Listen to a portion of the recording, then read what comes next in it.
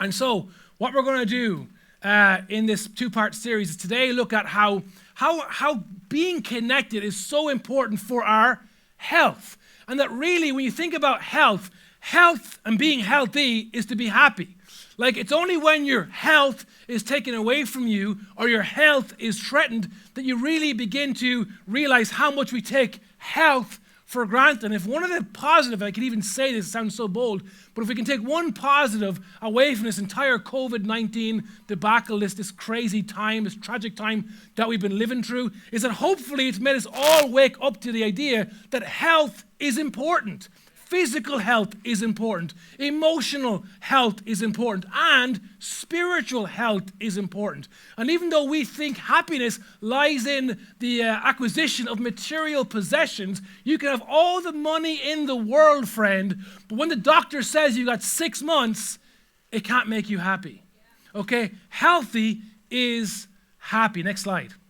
And so we're looking at in this series what that looks like. Now, most of you are aware that a few weeks ago, myself and my family actually got infected with COVID-19. But one of the funny memories for me in that period was we have a thermometer. It looks a lot like this. And my wife would, at least 17 times a day, check everyone's temperature, okay? She also had an oxygen saturation monitor, which is also checked too.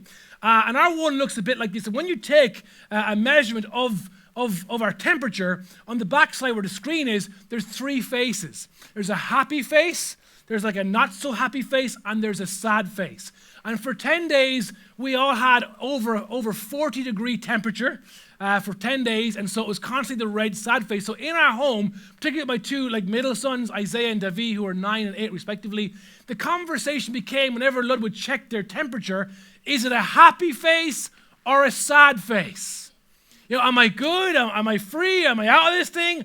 Or am I still sick and unwell? It became known, it became synonymous that to be happy is to be healthy. And when the thermometer says we're not happy, it's because we are not healthy. And here's the truth. Here's something I know about all of us without knowing all of us. We all desire to grow. We all in life want to grow. Even the most unmotivated person in this room or watching online, we want to grow. We want our lives to progress. We want to move forward. We have dreams, we have desires, we have aspirations, we have ambitions, we have things that we want to achieve. Even today, even if you're thinking, I'm not a big ambition person, I have no great plan for my life, I'm just meandering through my existence. Still, even today, you have things you want to get done. Maybe you decide this morning, I'm going to go eat at McDonald's. Maybe I'm going to go buy a new pair of jeans. Maybe I'm going to watch a movie. Whatever it is, there's a sense in all of us that we have this desire to grow. And growth is important. If you want to learn one thing from church today, if afterwards someone texts you and says, what was church like? You say, I learned one thing. They're all freaking mental. The whole lot of them. Everyone in this room is mental. You're mental. I'm mental. We're mental. Don't think online you're getting away with it. You are mental too. And by that I mean this. We all have a part of us that is mental. We all have a part of us that is soul. And one of the biggest conversations in our culture right now is around the idea of mental health. And we've come to realize that mental health matters. Mental health cannot be and should not be dismissed or swept as like secondary to physical health and to spiritual health. We need to recognize that there's a huge part of us that is mental. Here's the thing, we need to be healthy. We need to be healthy physically, we need to be healthy spiritually, but we also need to be healthy emotionally. We need to be healthy mentally. And here's the thing, healthy things, I don't know if you ever noticed this, healthy things grow. Well, my wife likes messing around with plants and stuff, and when she gets the right soil and puts the right seed in the right environment with the right temperature and the right amount of sunlight with the right amount of watering, we don't have to worry. We don't walk up to the plant and go, come on, little plant, show me something grow, please. We don't have to make the plant grow. If we create the environment, healthy things grow. But the predicate is healthy things need to be planted. Healthy things need to be planted. Try throwing a seed on a tile floor and see does it grow. I mean, it may even, burst forward with a few sprouts, but it will never be ever able to achieve its full potential unless it is planted. Why? Because it is true, isn't it? That our potential for improvement as people, as Christ followers, as humans, is determined by the potency of our environment. Again, I'll say it. The potential for our improvement, our potential to grow, to mature, to become all we want to be, is determined, limited, affected, shaped by the power, the potency, the content of our environment. Where you are planted determines the ceiling of how far you can grow. What's all this, you ask, got to do with what we're talking about in Chlann? Well, the bottom line is groups in a church setting help us to be healthy. Groups, being connected, not just going to or watching church online or in the room, but being connected in a group, being planted in a group helps us to become healthy, and healthy makes us happy. So what I'm saying today is what I want to put forward today, what I want to present to you is the idea that when we are planted in community, when we have a place where we can belong and become in a group, it can be a powerful attributing factor to our joy and satisfaction in life. It can make us happy. So yeah, come on, it's worth celebrating. Thank you. Patrick, I'm going to guess. But so the question is, what are the benefits of being planted in a group? We're going to turn to not a well-known piece of scripture. We're going to turn to the book of Psalms and Psalm 92, okay? And the book of Psalms is right, if you get your Bible and you open it, it's right in the middle. It's actually a book of songs, okay? Psalms are songs. And I love the book of Psalms because if you're not a Christian or you're new to Christianity or you haven't been around Christianity in quite some time and you're looking for authentic, raw human emotion, you've got to read the book of Psalms, because in the book of Psalms, mostly written by King David, but there are other authors who contributed, you see the full array of human emotions. There's loss, there's grief, there's anger with God, there's fear, there's joy, there's celebration. I mean, all the human emotions as expressed in song can be found in the Psalms. And in Psalm 92, and in context, what's really happening, I don't have time to go into the whole Psalm, is the author is talking about the tension of why do bad people who do bad things seem to flourish? Here am I doing my utmost to be a good person and do good things, and I don't seem to be flourishing as quickly, as apparently, as obviously as bad people. And if you read verse 1 to 12, what the point the psalmist makes is that bad people with bad motives who are selfish are like grass. They spring up quickly, they're obvious, everyone can see it, but in the end, they're only good for being hay. I mean, it's overnight success. There's no substance, there's no longevity, there's no future in that. But when you walk according to, as the psalmist says, the righteous path, or as we would say, God's plan, you're not like grass, you're more like a tree that grows slowly over time but becomes something strong and beautiful. And don't exist for yourself, because trees give shade, trees give fruit, trees allow places for animals to find refuge and rest and build their homes, and trees can last for hundreds of years. And specifically what the author says, if I had time to break it down theologically, is he says that when we trust God with our lives and follow his plan, we are like a tree planted in the eternal house of God. What a wonderful picture, okay? But in verse 12, just honing in on what I want to talk about today, he says the righteous then will stay flourishing, very important, like a palm tree. They will grow like a cedar. A cedar is another type of tree, of Lebanon. Verse 13, planted in the house of the Lord, they will flourish in the courts of our God. Verse 14, they will stay fruitful in old age. Come on, everyone in old age. I'm not going to say who you are. It's your job to raise your hand, not my job to point you out. But old age, whatever old age is, here in the room or online, you can stay fruitful in old age, and they will stay fresh and green, proclaiming the Lord is upright, he is my rock, and there is no wickedness in him. Which, by the way, come on, amen. Which, by the way, if you're wondering, watching online in the room, what's Christianity about, or why do people care so much, or why are we so passionate when we sing in worship? Why is this so emotive? It's because if you want me to give you a simple definition of what a Christian is someone who's come to believe and experience the reality of God being their rock.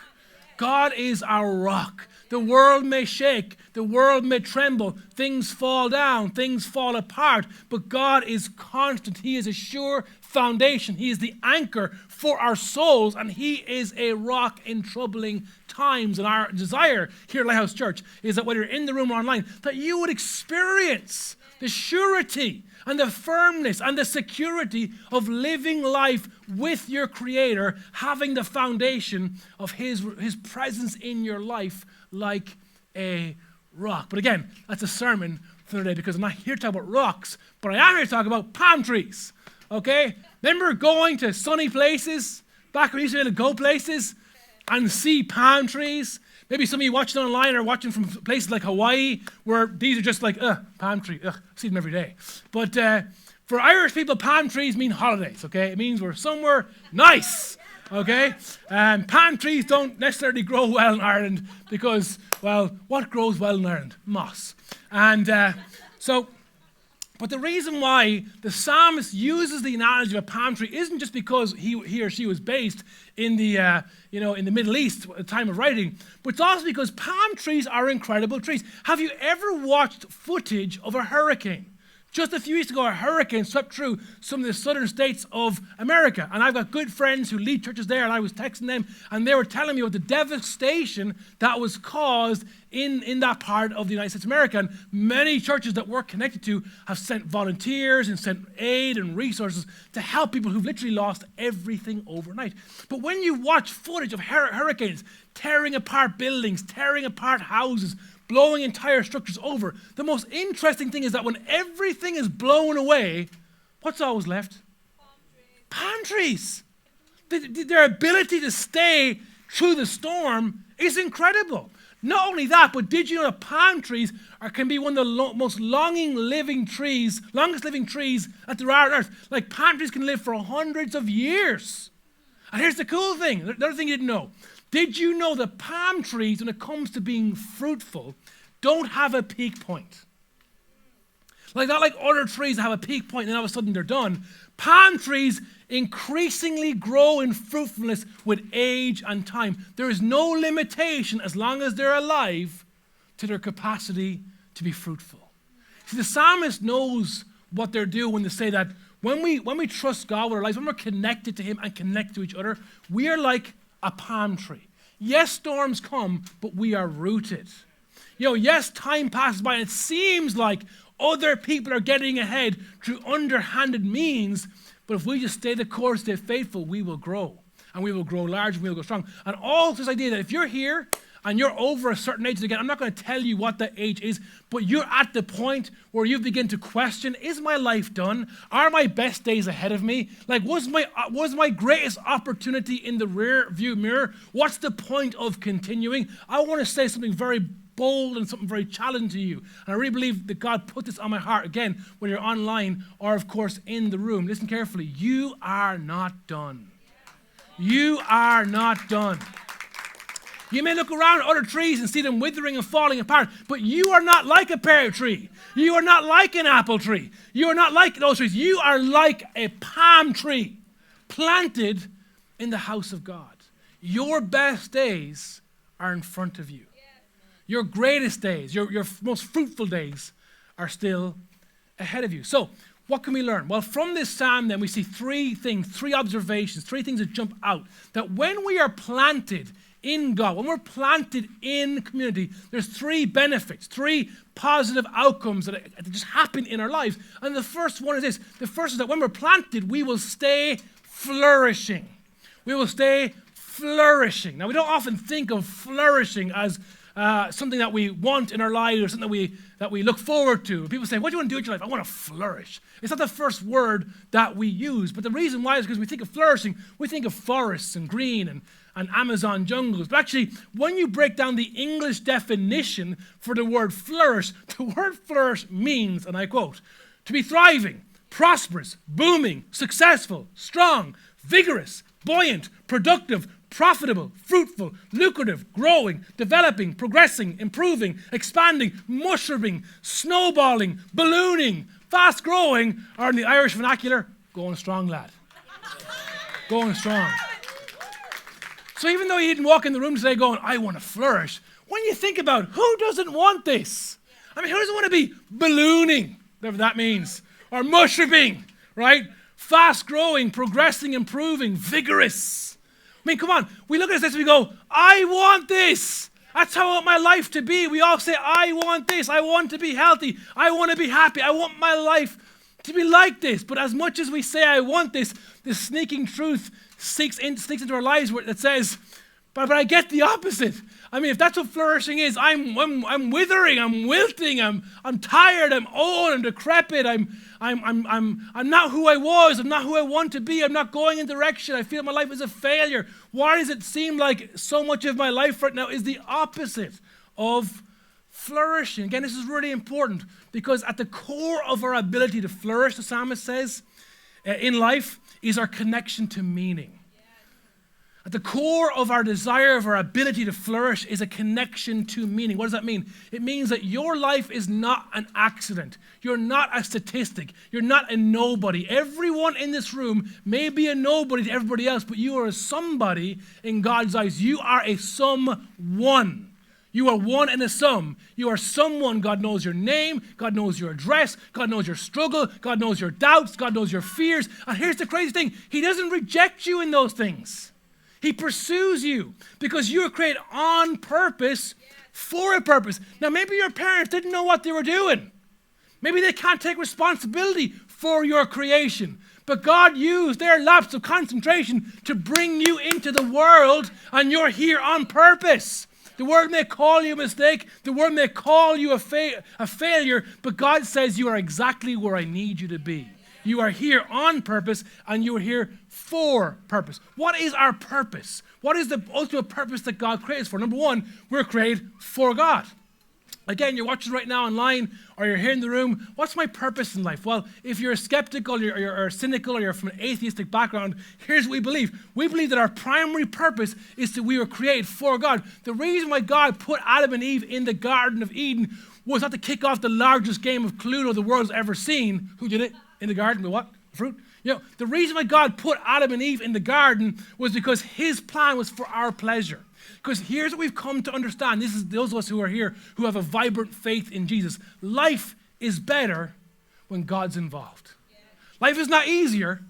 Life is not painless or problemless, but life is better when we're connected to our Creator. And God's plan wasn't that we would come before him groveling in worship for the rest of our existence. God put us in a fruitful, fresh, flourishing garden so that we could enjoy life. What is the Christian view in creation? God put us here to enjoy him and enjoy life. So first of all, we're created for God. Second of all, that we're also created for others, right?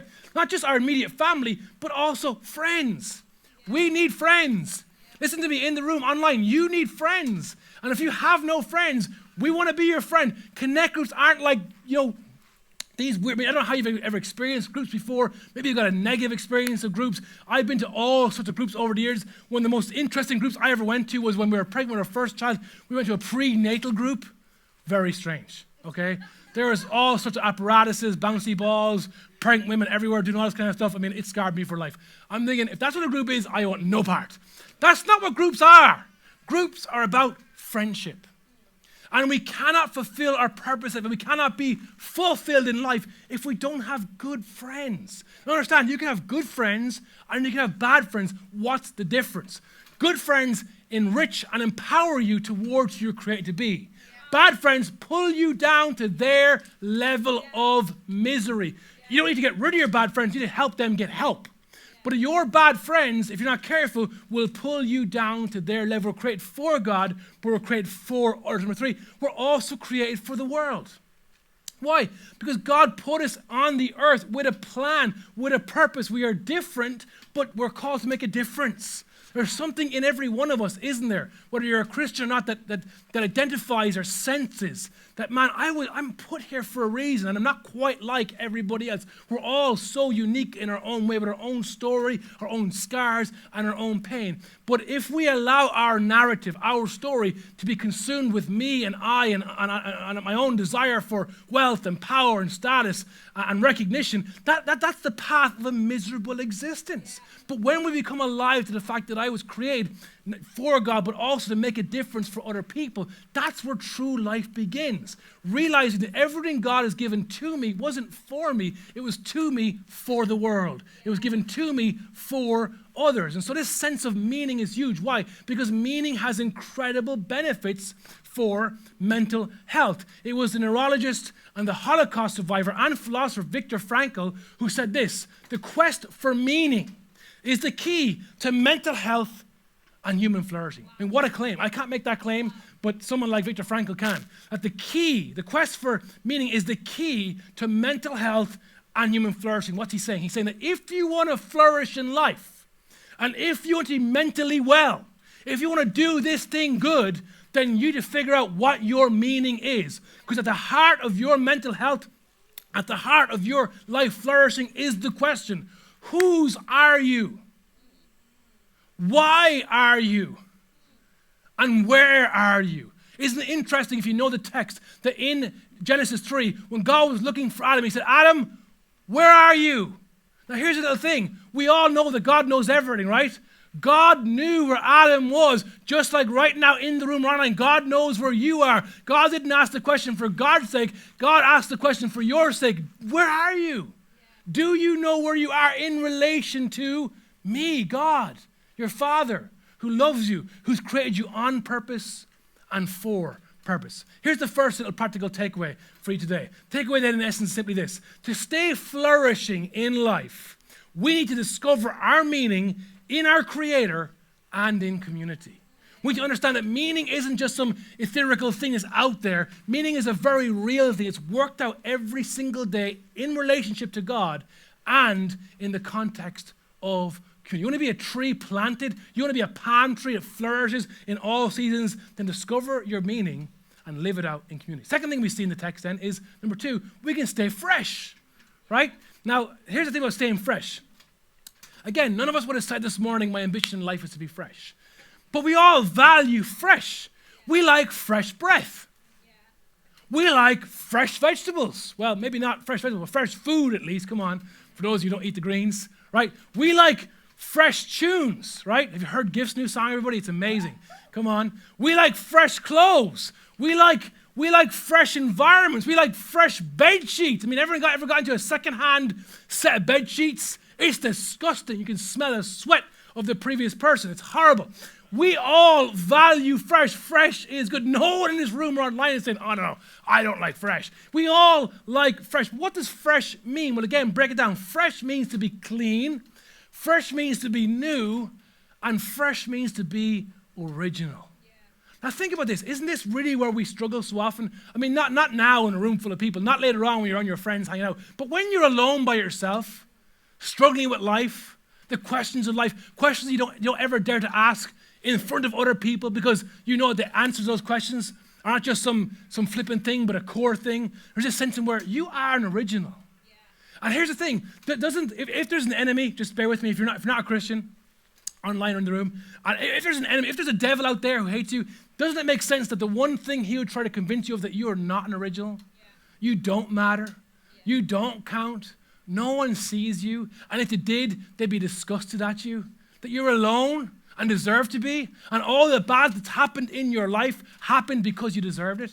Does that sound like the lie of someone who could be an enemy? And here's what I believe as a Christian. It is the lie of the enemy. Because God created you clean, he created you new, and he created you as an original. But hey, we screw up.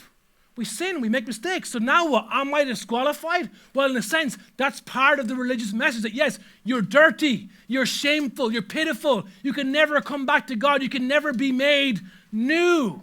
But here is the good news of the gospel, friends, that Jesus Christ died on the cross of Calvary, and he literally shed his blood, so our sin was put on him, and he paid the price for our sin, and his righteousness, his cleanness, his newness, his originality was placed on us. So when we put our faith on him, we can be made new, not just once, but every single day. I need to be made new. I need to be cleansed because I know who I really am. Because what's the opposite of fresh? Rotten. Come on. The opposite of fresh is rotten. And we know rotten. Rotten has a different look. Rotten has a strange odor. Rotten has a different texture. Like, why is there mold all over the apple? Like, we know rotten. Rotten's not fresh. Fresh is vivacious and luscious and usually green, and which is why I love Ireland, because we're fresh, man. We're the Emerald Isle. Come on, somebody. But rotten is bad. Rotten food is bad. Rotten sheets are bad, right? Come on. But what about rotten attitudes? Right? What about rotten thought patterns? What about rotten behaviors? You know what the problem is with rotten? Rotten is contagious. If you get around rotten, if you touch rotten, if you consume rotten, you become rotten. We got to be careful because rotten is a truth, but rotten is contagious. Attitudes, thought patterns, and behaviors. We got to be careful of negative people who point the finger and are full of negativity and say negative things. Next slide, please. Here we go. Yeah, thank you. We got to be careful if people point fingers and say negative things because it's so easy if we're not careful to allow all the voices around us to shape us. It's so easy to allow the rottenness of the world that we live in to make us rotten. It takes no genius to understand that when we surround ourselves with negativity, we become negative. But if you were a genius, as Albert Einstein was, he said this way: stay away from negative people. Why? Because they have a problem for every solution. I mean, if you came here for one thing today, this is it. Stay away from negative people because they have a problem for every solution. Now, let's run back to our metaphor of Psalm 92. How does rotten apply to the freshness of this planted tree? Well, we understand that when things are uprooted, when they're unplanted, they eventually become rotten. They can survive for a while. They can trick you thinking that plant is doing quite well without a pot, without water, without soil, but eventually it will rot and die. Because a plant, for anything to grow to its fullest potential, it must be planted. And the same, my friend, is true of us. We need to be planted. We need to be planted in good behaviors for our physical health. Eat well, sleep well, have good, well-giving activities in your life that work your body, because your body is a machine. It's an incredible piece of kit. There's more technology in your body than any piece of technological kit in the world. Use your body. It's a gift. Live to the max. You enjoy the body that God gave you, right? But also be planted mentally. Your brain, your mind. You are so intelligent. You are so smart. Listen to me. I don't care what your parents said. I don't care what you got in your leaving cert. I don't care what the system says. Listen, you are smart. You are intelligent. You are literally top of the food chain. And even if you consider yourself to be the dumbest in this room, you can't because I'm in the room too. You're not. You're super intelligent. Your brain is amazing. So be planted in environments that cause your brain. Don't just let your brain rot. Come on, and your body rot and rot away into existence. Be planted, but also be planted spiritually. Be planted for your soul. Be planted in community. Not just it's good to have teams and bands and friends, but be planted in the church. Be planted in a faith community. Why? Because this is what the church is. This is so important again, because maybe you're here in the room or you're watching online and you're thinking, what is church? Next slide, please. What is church? What is church? Here it is. Well, number one, church is a family and a faith community, right? Church is ultimately, number one, it's a family. Church is not a denomination. Church is not a building. The Odeon Cinema is not church. You won't come out here on Wednesday night and say to your friends, let's go to church and watch a new James Bond movie. They're going, what? This is a cinema, people. What makes this church is that you're here and God's here. And when you're part of a church, you're part of a Chlann. You're part of a family. You're part of a faith community, one that is shaped by extraordinary purpose. This is our vision statement. This is our mission statement. What does Lighthouse exist to do? We believe that every single one of you, as ordinary people, were created by God, for God, and for an extraordinary purpose. A purpose that we can only fully realize when we are in Christ. Now, that purpose isn't a destination one day when, isn't success out there when I have this job and this car, I have this postcode, when all my friends see me on Instagram, then I'm living my extraordinary purpose. Extraordinary purpose is a lifestyle. It's every day being who God called you to be, being where God called you to be, being with who God called you to be with, and doing what God called you to do. And every single one of you has an extraordinary purpose. Church, in essence, is not somewhere you go to. Church is something you're part of. It's not an event we go to. It's a family we are part of. Now, here's the thing. You go, okay, I'm following you. So why are we doing this event then? Like, why am I here? Well, because church is a family. It is a faith community. But church also can be compartmentalized into environments. This is nothing more than an environment. And we need environments, next slide, where we encounter God. Church provides us weekly, daily, with environments where we can encounter God. Why? Because moments matter. Our life is the sum total of moments. And here's what we believe. Here's what I believe for your life, even if you don't believe for yourself online or in the room. I believe that God can change everything in a moment. Your entire life can be completely transformed in just a moment. Here's the thing. As a church, our job, what we need to do is have regular, we need to have repeatable, and we need to have reliable moments where we can encounter God. This is why we do Sunday gatherings here in Navan, and our vision, our hope is to plant more churches over this. Hey, we got plans, people. If you're in this room, watch online, we're going somewhere. We're doing something in this country. We are not done. We planted this church in Dublin 4 years ago. And it is flourishing, and it is fresh, and it's fruitful. But we want to do more, okay? So Sunday gatherings matter. But also midweek groups. We need this weekly injection of space, of community, of friendship.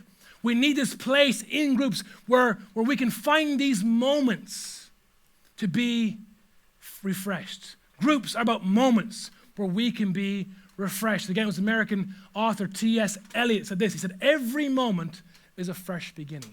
Any moment, right now for you in the room or watch online, this can be a moment of a new beginning. Here's the second takeaway real quick.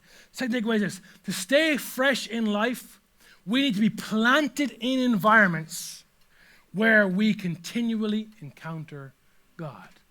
Hey, all you got to do is be here. Be in the room or be online. Be here on Sunday. And again, that's not the full picture. That's not the end goal, but that is a great start.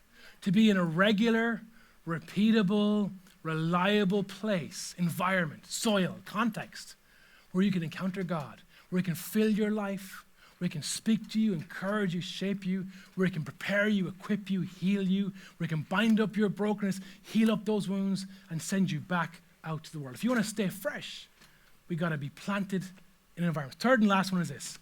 Stay fruitful.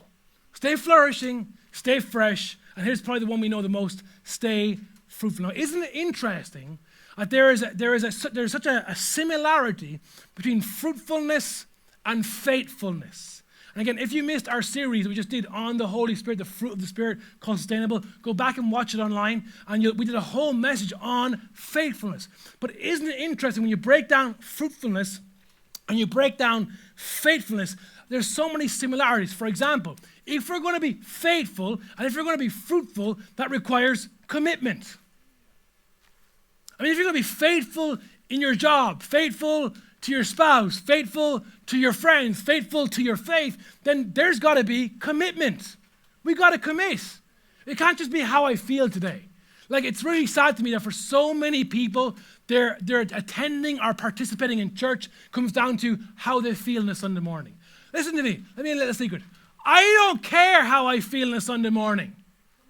Because I've come to realize if I'm good, I need church. If I'm bad, I need church. If I'm okay, I need church. I need to be in an environment where I can encounter God so He can make me who I'm called to be. That requires commitment. Here's the truth. We live in a commitment-adverse society. Anyone here trying to be in a serious relationship? It's hard to find people who are willing to commit. The average job term for a millennial right now is 2 years. How can you build anything of substantial substance with 2 years? Great things in life require life. A great marriage isn't a 5-year stint, it's a lifetime. Raising kids isn't, I'll give it a shot for a few, it's your lifetime. Building a great product, service, business, building a great band, art, whatever it is, it requires life, and life requires commitment. It also requires concentration. Because you can be present physically, but absent emotionally. Come on, somebody. Anyone married in this room? I constantly get in trouble with this one. It's not just enough to be committed. You got to be concentrated. You got to be switched on. I keep telling my kids, don't just be in the class. Pay attention to the class. I know your body's there, but your mind's got to be there too, right? You got to be concentrating to what's being said, what's going on. You need to use your mind. But also, number 3, there needs to be consistency, because concentration and commitment in of themselves don't achieve anything unless it happens over and over and over again. Again, these terms, commitment, concentration, consistency, are terms we usually associate with intimacy.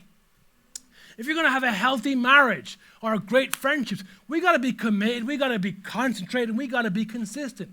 But isn't it interesting that when it comes to our relationship with God and our relationship with the church, and indeed all of our human relationships, that our intimacy, those that we are intimate with, the things that we are intimate with, ultimately define us. Like, I'm married a long time. I think it's 16 years now. Yeah, I just celebrated our 16th anniversary a couple weeks ago. During COVID, we kind of just did a little parade and, hey, baby's crying. But there's a point where actually, I think maybe, we're almost at that point where I have been married longer than I've been unmarried. So who is Jamie? Right? Because my wife, Mila, who I love, completely shapes my existence in a healthy way. Okay? We're one unit, we're one thing. Okay? I frustrate her more than she frustrates me, because I'm always screwing up. But we're together, right? So I don't know where the line is anymore between who I was and who I am. It's just us. Life is us. And even if you're not married, your most intimate relationships, your best friend, maybe a godfather, an uncle, these intimate relationships define us. Why? Because number 1, we are shaped by what we give ourselves to, and we are shaped by who we surround ourselves with. Show me your friends, and I'll tell you your future. Okay? Who we surround ourselves with isn't just meeting an emotional need for friendship. They're actually shaping our lives. It was the missionary and pastor, the wonderful Heidi Baker, who said, all fruitfulness flows from intimacy. All fruitfulness. What she said, we don't have to work hard at being fruitful. Kind of going back to our series, Sustainable. We don't have to work hard at being fruitful, but we do need to work hard at being faithful. Because when we are faithful in our marriage, when we are faithful in our job, when we're faithful in our studies, when we're faithful to our friends, when we're faithful to our convictions, when we're faithful to our church, listen carefully, you will be fruitful. Every time, everywhere, with everyone. But try invert the process. Try be fruitful without being faithful. That's where you get those plastic apples. They look good, or they look like they're flourishing, or they look like they're fresh, but they taste like made in China. And they can't sustain you. And they can't give you the joy of taste and eat. And they can't nourish your body because they're not real. When we are faithful, we will be fruitful. Francis Chan, the pastor and author, said this way. He said, there are periods that we forget in the pursuit of fruit, that if we just abide in him, abide means to dwell, to live, to settle, to be planted. If we are planted in him, that is God, then fruitfulness is a guarantee. And be fruitful. Want to make a difference? Be planted in God. Be planted in his family. Be planted in community. Takeaway number 3 then, here we go. To stay fruitful in life, we need to be committed to being faithful to God and committed to community by being firm in a group. God is a divine gardener. He shows us the right soil. He makes sure that it has the right stuff, the right nutrients. He waters us daily, makes us new, washes away our sin, keeps us fresh and original. He is the sun that shines in our faces in a cold day and reminds us of the power of love and creation and purpose. We are the tree, and we will only ever be whatever we choose, wherever we choose to plant ourselves with friends, faith, and community. Maybe Your life isn't the way it is because God's angry at you or forgotten about you. Maybe it's got to do with the soil you're in, the friends you have, the choices you make, the priorities in your life. You want to stay fresh, stay flourishing, stay fruitful? Get planted in God if you're not a Christ follower, and in community. Why? Because being planted has incredible benefits. We all want to grow. We all need to be healthy physically, spiritually, mentally, emotionally. But healthy things need to be planted. Groups help us to be healthy. Healthy makes us happy. Be planted.